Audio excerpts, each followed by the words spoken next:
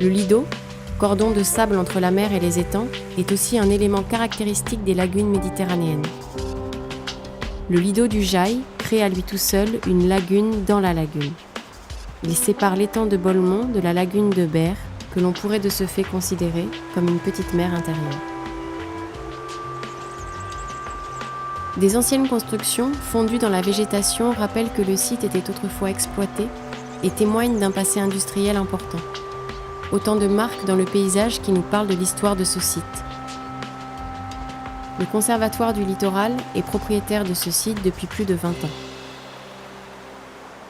L'intérêt pour le conservatoire très immédiat au moment de l'acquisition, c'était de contrer un projet immobilier qui risquait d'anéantir la dernière coupure d'urbanisation entre Marignane et Châteauneuf-les-Martigues.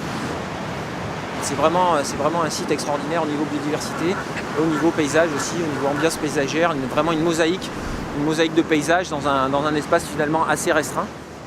Longtemps exposé au piétinement, à la circulation motorisée et à toutes sortes de dégradations, le lido du Jaï est en phase de restauration par des méthodes douces.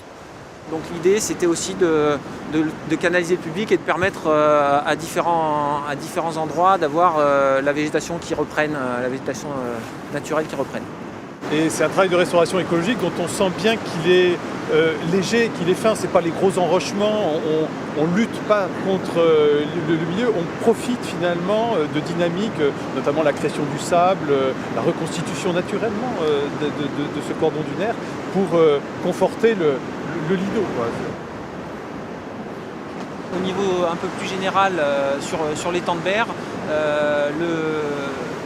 l'idée de conserver des espaces naturels vraiment protégés, ça peut être aussi dans un contexte industriel très marqué, mais qui malgré tout est un petit peu en déclin, on le voit, hein, il y a malheureusement des fermetures de sites.